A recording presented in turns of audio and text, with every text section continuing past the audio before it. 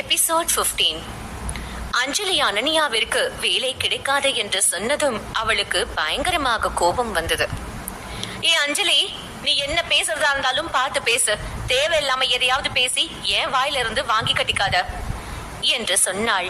அதை கேட்ட அஞ்சலி பதில் பேச வர ஏற்கனவே அஞ்சலி மீது கடுப்பில் இருந்த மித்திரன் எழுந்து அவள் காலிலே ஒரு உதை கொடுத்து விட்டு, நீங்க எல்லாம் ரொம்ப கெட்டவங்க, எப்பவும் என் அம்மாவை கஷ்டப்படுத்துறீங்க. ஈவில் ஆண்டி, ஒழுங்கா என் அம்மாவை விட்டு தள்ளி போங்க என்று சொன்னான். அவன் சொன்னதை கேட்ட அஞ்சலிக்கு கோபம் வந்தது. ஏண்டா, உனக்கே ஒழுங்கா ஒரு இனிஷியல் இல்ல, நீ என்ன பத்தி பேச வந்துட்டியா? இருடா, உனக்கு ஒழுக்கம்னா என்னன்னு நான் கத்து தரேன் என்று சொன்னவள் அவனை அறைய போக அவள் கையை பிடித்து தடுத்த அனன்யா அஞ்சலியின் கன்னத்தில் பலார் என்ற அறையை கொடுத்தாள். ஏன் பையனுக்கு ஒழுக்கத்தை சொல்லித்தர நீ யாரடி?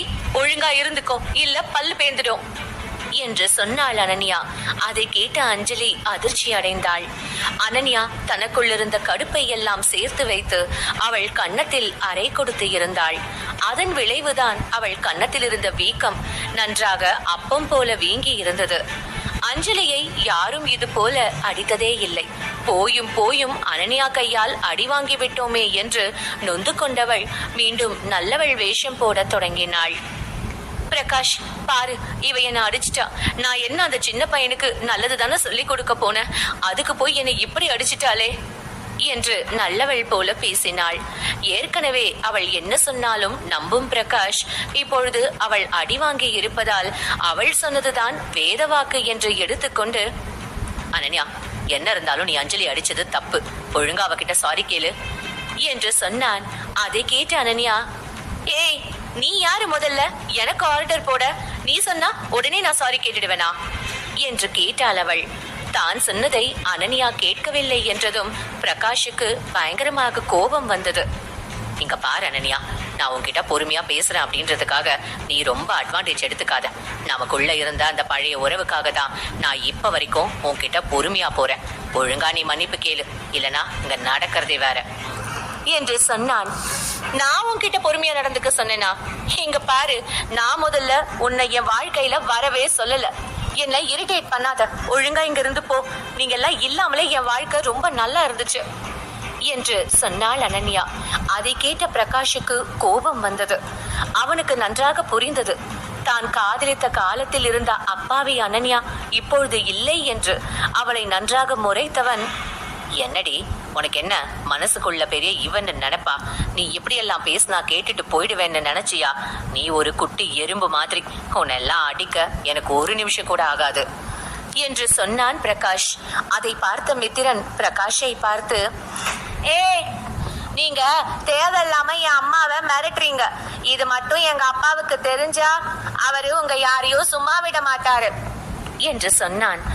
அதை கேட்ட அஞ்சலி நக்கலாக சிரித்து விட்டு, சின்ன பையா, இப்போ நீ யாரும் அப்பான்னு சொல்ற? அந்த சித்தார்த் அபிமன்யுவியா? இருந்தாலும் அம்மாவுக்கும் மகனுக்கும் பணம் இருந்தா சொந்தமும் வந்துடுது போல. குட்டி பையா, அந்த சித்தார்த் ஒன்னும் உன் அப்பா கிடையாது. உனக்கு அப்பா பேர் தெரியாது அப்படின்றதுக்காக நீ கூப்பிடுறவங்க எல்லாம் உனக்கு அப்பா ஆகிட மாட்டாங்க.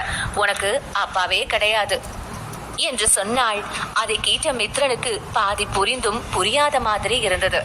ஆனால் அவனுக்கு தான் அப்பா இல்லாதவன் என்பதால் திட்டு வாங்கிறோம் என்பது மட்டும் புரிந்தது.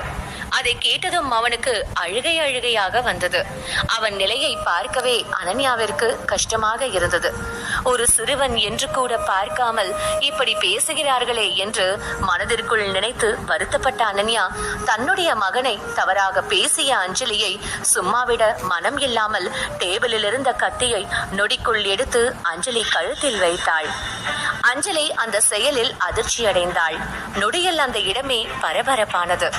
நானும் போனா போகுது, நிறுத்துவன்னு பாக்குற என் பையன் கிட்ட ஓ இஷ்டத்துக்கு பேசிக்கிட்டு இருக்க. ஒரு சின்ன பையன் கிட்ட என்ன பேசணும் என்ன பேசக்கூடாதுன்னு உனக்கு தெரியாது? உன்ன மாதிரி விஷக்கிருமி எல்லாம் மத்தவங்களை கஷ்டப்படுத்த மட்டும்தான் செய்வீங்க. இதே நான் உன்னை கொண்டுட்டா இங்க நிறைய பேர் நல்லா இருக்கலாம் என்று சொன்னாள் அனன்யா. அதை கேட்ட அஞ்சலி பயந்து போனாள். இத்தனை நாள் தான் யாரை கிண்டல் செய்து மகிழ்ச்சி அடைந்தோமோ அவள் என்று தைரியமாக எதிர்த்து நின்றதும் அவளுக்கு என்ன செய்வதென்றே தெரியவில்லை. அவள் அமைதியாக இருந்தாள். ஆனால் உள்ளுக்குள் பூகம்பமே வெடித்தது. அதே நேரம் இந்த காட்சியை தூரத்தில் இருந்த டேபிளில் இருந்து சித்தார்த் பார்த்து கொண்டு இருந்தான். அவன் அருகில் இருந்த அவனுடைய நண்பன் கார்த்திக் அனன்யாவை பார்த்து, சும்மா சொல்லக்கூடாதுடா, அந்த பொண்ணுக்கு தைரியம் ஜாஸ்தி என்று சொன்னான். அதை கேட்ட சித்தார்த் பெரியதாக ரியாக்ட் செய்யவில்லை. அவன் அமைதியாக வைனை குடித்துக் கொண்டு இருந்தான். அந்த ரெஸ்டாரண்டில் இருந்த சிலரின் பார்வை இவர்கள் மீதுதான் இருந்தது. கொஞ்சம் நேரத்திற்கு முன்பு வீர வசனம் பேசிய பிரகாஷ் கூட இப்பொழுது அனன்யாவிடம் கெஞ்சிக் கொண்டு இருந்தான். அனன்யா, நீ தேவையில்லாம பண்ணிட்டு இருக்க, ஒழுங்கா அந்த கத்திய கீழே போடு, இல்லனா நான் இப்பவே போலீஸை கூப்பிடுவேன் என்று சொன்னான். அதை கேட்ட அனன்யா கத்தியை இன்னும் நெருக்கமாக அஞ்சலியின் கழுத்துக்கு அருகே வைத்துவிட்டு பிரகாஷை பார்த்து, இன்னைக்கு இவ என் பையன் கிட்ட சாரி கேட்கணும், இல்லனா நான் இவளை சும்மா விட மாட்டேன் என்று சொன்னாள். அதே நேரம் அஞ்சலிக்கு பயமாக இருந்தாலும் அவளுக்கு அனன்யாவின் மென்மையான குணம் தெரியும் என்பதால், அனன்யா, என்ன படம் காட்டிட்டு இருக்கியா?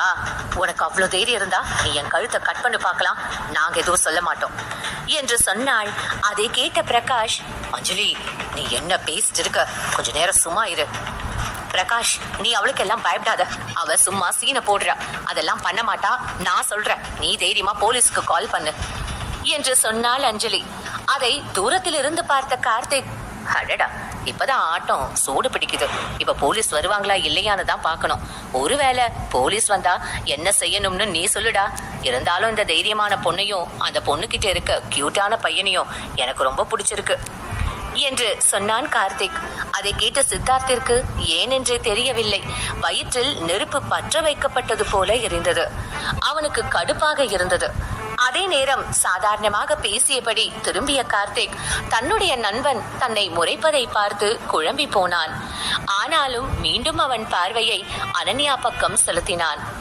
ஏனோ கார்த்திக் அனன்யாவை பார்ப்பது சித்தார்த்திற்கு கொஞ்சம் கூட பிடிக்கவில்லை. அதே நேரம் கார்த்திக் மனதிற்குள், இந்த சித்தார்த்துக்கு என்னாச்சு, அவன் எதுக்கு என்னை இப்படி முறைக்கிறான், அந்த பொண்ணை நான் பார்த்தா இவனுக்கு ஏன் கோபம் வருது என்று மனதிற்குள் நினைத்து கொண்டான். அவன் அப்படி யோசித்துக் கொண்டு இருக்க சற்று நேரத்தில் போலீஸ் அதிகாரிகள் அங்கே வந்து சேர்ந்தார்கள். அவர்கள் நடந்ததையெல்லாம் பிரகாஷிடம் மட்டும் விசாரித்துவிட்டு அனன்யாவை பார்த்து, மிஸ் அனன்யா, நீங்க அந்த பொண்ணை விட்டுடுங்க, இது ரெஸ்டாரண்ட் என்று சொன்னார் போலீஸ். முடியாது சார், இப்ப மட்டும் இவ என் பையன் கிட்ட மன்னிப்பு கேட்கலனா நான் இவளை கண்டிப்பா விட மாட்டேன் என்று சொன்னாள் அனன்யா. இங்க பாருங்க மிஸ் அனன்யா, நீங்க ரொம்ப தப்பு பண்றீங்க, இப்படி நீங்க பண்ணா நாங்க வேற மாதிரி ஆக்ஷன் எடுக்க வேண்டியது வரும் என்று சொன்னார். அதை கேட்ட அனன்யாவிற்கு பயமாகத்தான் இருந்தது. ஆனாலும் அவள் விடுவதாக இல்லை. நீங்க என்ன வேணா பண்ணுங்க, ஆனா இன்னைக்கு நான் இவளை விடணும்னா இவ என் பையன் கிட்ட சாரி கேட்டே ஆகணும், இல்லனா நான் இவளை விட மாட்டேன் என்று சொன்னாள். அனன்யா இதே இடத்தில் அஞ்சலி தன்னை அவமானப்படுத்தி இருந்தால் அமைதியாக இருந்திருப்பாள். ஆனால் அவள் அவமானப்படுத்தியது அவளுடைய அன்பு மகனை அல்லவா? அதனால் இரண்டில் ஒன்று பார்த்து விடுவதாக இருந்தாள் அனன்யா. அதே நேரம் ஏற்கனவே திமிராக இருந்த அஞ்சலி போலீஸ் வந்ததும் இன்னும் திமிராக நடந்து கொண்டாள். அவள் மன்னிப்பே கேட்க தயாராக இல்லை. அதே நேரம் போலீஸ் நிலைமை கைமீறுவதை உணர்ந்து அவளை எப்படியாவது பிடிக்க முடிவு செய்ய அங்கே வந்த கார்த்திக் இன்ஸ்பெக்டர் லிங்கேசனை பார்த்து, மிஸ்டர் லிங்கேசன், நீங்க என்ன பண்ண போறீங்க? தப்பு பண்ண பொண்ணை விட்டுட்டு பாதிக்கப்பட்ட பொண்ணை தண்டிக்க போறீங்களா என்று கேட்டான். அதை கேட்ட லிங்கேசன் கார்த்திக் பக்கம் திரும்பினார். கார்த்திகை பார்த்ததும் அவர் முகத்தில் மரியாதை தோன்றியது. கார்த்திக் சார், நீங்க இங்க என்ன பண்றீங்க என்று கேட்டார். நான் என்ன பண்றேன்? முகத்தில் மரியாதை தோன்றியது. கார்த்திக் சார், நீங்க இங்க என்ன பண்றீங்க என்று கேட்டார். நான் என்ன பண்றேன்றது முக்கியம் இல்ல சார், நீங்க என்ன பண்றீங்கன்றதுதான் முக்கியம். நீங்க பாட்டுக்கு அந்த பொண்ணை பிடிக்க போறீங்க. முதல்ல என்ன நடந்துச்சுன்னு தெரியுமா? கண்டவங்க சும்மா சொல்லுவாங்க, ஆனா என்ன நடந்துச்சுன்னு நான் ஆரம்பத்துல இருந்தே பாக்குறேன். சோ நீங்க என்கிட்ட கேளுங்க என்று சொன்னான். சார், அப்போ இங்க நடந்ததை நீங்க பாத்தீங்களா? நீங்க சொல்லுங்க, என்ன நடந்துச்சு என்று கேட்டார் லிங்கேசன். இதே இடத்தில் கார்த்திக் இல்லாமல் வேறு யாராவது ஏதாவது பேசியிருந்தால் அவர் இவ்வளவு தூரம் கேட்டிருக்க மாட்டார். ஆனால் கார்த்திக் தவறாக பேச மாட்டான் என்ற நம்பிக்கை அவருக்கு இருந்தது. எனவே அவர் கார்த்திக்கிடம் நடந்ததை கேட்டார். அவனும் நடந்ததை எல்லாம் சொன்னான். அவன் சொன்னதை கேட்ட பிறகுதான் அஞ்சலி மீதும் பிரகாஷ் மீதும் தவறு உள்ளது என்று போலீசிற்கு புரிந்தது. அவர்கள் உடனே அனன்யாவை விட்டுவிட்டு பிரகாஷ் மற்றும் அஞ்சலியை பிடிக்க சொன்னார். அதை கேட்ட அஞ்சலி கடுப்பானாள். யாருடா நீ வந்து எல்லா விஷயத்தையும் தலைகீழா மாத்திர? போலீஸ், நீங்க அவன் சொல்றத நம்பாதீங்க. அவன் தோசைக்கல்ல திருப்பி போடுறான். டேய், நீ ரொம்ப தப்பு பண்ற. நான் நினைச்சா உன்னை என்ன வேணா பண்ண முடியும் என்று சொன்னாள். அதை கேட்ட கார்த்திக் எதுவும் பேசாமல் லேசான புன்னகையுடன் போலீஸ் பக்கம் திரும்பி, சார், உங்களுக்கு நான் சொல்றது நம்பிக்கை இல்லைனா நீங்க சிசிடிவி செக் பண்ணுங்க. அதுவும் இல்லைனா இங்க இருக்கிறவங்க கிட்ட விசாரிங்க. அப்ப எல்லாம் தெளிவாகிடும் என்று சொன்னான். அதை கேட்ட போலீஸ் அங்கிருந்த அனைவரிடமும் விசாரிக்க அவர்கள் எல்லாம் அனன்யாவிற்கு ஆதரவாக பேசினார்கள். அதையெல்லாம் கேட்ட பிரகாஷ் இதற்கு மேல் பேசினால் தனக்கு தான் பிரச்சனை என்று புரிந்து கொண்டு அஞ்சலியை பார்த்து, அஞ்சலி, நிலைமை கையை மீறி போயிடுச்சு, நீ வா, நம்ம போகலாம் என்று சொன்னான். அதை கேட்ட அனன்யா, ஹலோ, எங்க போறீங்க? என் பையன் கிட்ட சாரி கேட்காம என்னால யாரையும் விட முடியாது என்று சொன்னாள் அனன்யா. அதை கேட்ட கார்த்திக்கும், அதானே, தப்பு பண்ணிட்டு சாரி கேட்காம போனா எப்படிப்பா? ஒழுங்கா சாரி கேட்டுட்டு போங்க என்று சொன்னான். அதை கேட்ட அஞ்சலிக்கு கோபமாக வந்தது. அவள் முகம் கோபத்தில் சிவந்து போனது. அவள் திடீரென யாரோ ஒருவன் வந்து தங்களை இத்தனை பேர் முன்பு அவமானப்படுத்துவான் என்று கொஞ்சம் கூட எதிர்பார்க்கவில்லை. அஞ்சலி என்ன நடந்தாலும் மன்னிப்பு மட்டும் கேட்க கூடாது என்பதில் உறுதியாக இருந்தாள். அதை உணர்ந்த பிரகாஷ் மித்ரனை பார்த்து, குட்டி பையா, இந்த அங்கிளும் ஆண்டியும் தெரியாம உன்கிட்ட தப்பா பேசிட்டோம், நீ அதை பெருசா எடுத்துக்காத, சாரி என்று சொன்னான். பிரகாஷ் மன்னிப்பு கேட்டதும் அஞ்சலியின் முகம் அஷ்டகோணலாக மாறியது. அவள் மன்னிப்பு கேட்டிருந்தால் கூட இவ்வளவு அவமானம் இருந்திருக்காது. ஆனால் அவன் மன்னிப்பு கேட்டதும் மிகவும் அவமானம் அடைந்தாள். ஏ பிரகாஷ், நீ என்ன பண்ற? எதுக்காக போயும் நீ அவன்கிட்ட மன்னிப்பு கேக்குற? இவன் எல்லாம் அதுக்கு வர்த்தே இல்ல என்று சொன்னாள். அதை கேட்ட அனன்யா கடுப்பானாள். அவளை அஞ்சலியை விட்டுவிடலாம் என்றுதான் நினைத்தாள். ஆனால் இப்பொழுது அஞ்சலியே வாயை கொடுத்து மாட்டிக்கொண்டாள். பிரகாஷ், நான் நீ சொன்னதை கேட்டு இவளை விட்டுடலாம் தான் பார்த்தேன். ஆனா அதுல இவளுக்கே இஷ்டம் இல்ல போல. ரொம்ப பேசுறா, அதனால இவ சாரி கேட்டாதான் நான் இவளை விடுவேன் என்று சொன்னாள் அனன்யா. அப்பொழுது அஞ்சலி போலீஸை பார்த்தாள். போலீஸ் அவளை பற்றி கவலைப்படாமல் கிளம்ப தயாராகி கொண்டு இருந்தார்கள். அதே நேரம் பிரகாஷும் தன்னால் இதற்கு மேலும் முடியாது என்பது போல முகத்தை சோகமாக வைத்துக் கொண்டு நின்றிருந்தான். அனன்யா கத்தியை இன்னும் அவள் கழுத்துக்கு அருகே கொண்டு சென்றாள். அது அஞ்சலிக்கு லேசாக வலியை கொடுத்தது. விட்டால் நிச்சயம் கழுத்து காலியாகிவிடும் என்பதை உணர்ந்த அஞ்சலி மித்ரனை பார்த்து, சாரி என்று சொன்னாள். அதை கேட்ட அனன்யா, ஏய், என்ன வெறுமையா சாரி சொல்ற? திட்டுறப்போ மட்டும் நல்லா பெருசா திட்ட, ஒழுங்கா எதுக்கு சாரி கேக்குறன்னு சொல்லி கேளு என்று சொன்னாள் அனன்யா. அதை கேட்ட அஞ்சலிக்கு கோபம் வந்தது. ஆனாலும் அவளால் வேறு எதுவும் செய்ய முடியவில்லை. பெருமூச்சு விட்டவள், ஐம் சாரி, நான் உன்னை ஹர்ட் பண்ற மாதிரி பேசிட்டேன், ஆனா அது எதுவும் உண்மை இல்லை என்று சொன்னாள். அதை கேட்ட மித்ரன் தன்னுடைய அம்மாவை பார்த்தான். அவனுக்கு அப்பொழுது அவன் அம்மா கையில் வாளுடன் இருக்கும் வீராங்கனை போல தெரிந்தாள். அவள் மன்னிப்பு கேட்டவுடன் அவளை விட்ட அனன்யா அஞ்சலியை பார்த்து, இங்க பாரு, இதுதான் உனக்கு லாஸ்ட் வார்னிங். அடுத்த முறை என்னை எங்கேயாவது பார்த்தா நீயா உன் மூஞ்ச திருப்பிட்டு போயிடு. அதை விட்டுட்டு என்கிட்ட வந்து பேசுறேன் அது இதுன்னு என்ன வெறுப்பேத்துன, அப்புறம் நான் இவ்வளவு பொறுமையா எல்லாம் இருக்க மாட்டேன் என்று சொன்னாள் அனன்யா. அதை கேட்ட அஞ்சலி அவளுக்கு பதில் சொல்ல வர பிரகாஷ் அவளை இழுத்து கொண்டு அங்கிருந்து சென்றான். அவள் சென்ற பிறகுதான் அனன்யாவிற்கு சற்று நிம்மதியாக இருந்தது. போலீசும் கொஞ்ச நேரத்தில் கிளம்பினார்கள். அனன்யா அமைதியாக இருந்தாள். அவளுக்கு அப்பொழுதுதான் நிம்மதியாக இருந்தது.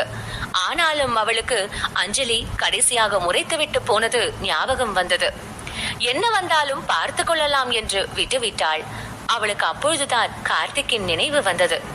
அடடா, நமக்கு பிரச்சனை போ அவர் தானே ஹெல்ப் பண்ணாரு, அவருக்கு ஒரு தேங்க்ஸ் கூட சொல்லலையே, சரி ஒரு தேங்க்ஸ் சொல்லிடுவோம் என்று அவனை தேடினாள்.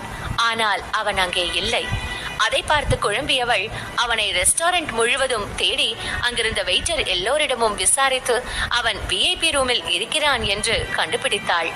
என்ன இருந்தாலும் அவன் செய்த உதவிக்கு நேரில் பார்த்து நன்றி சொல்லவில்லை என்றால் மரியாதையாக இருக்காது என்று நினைத்தவள் மித்ரனுடன் அவன் இருக்கும் அறைக்கு சென்றாள்.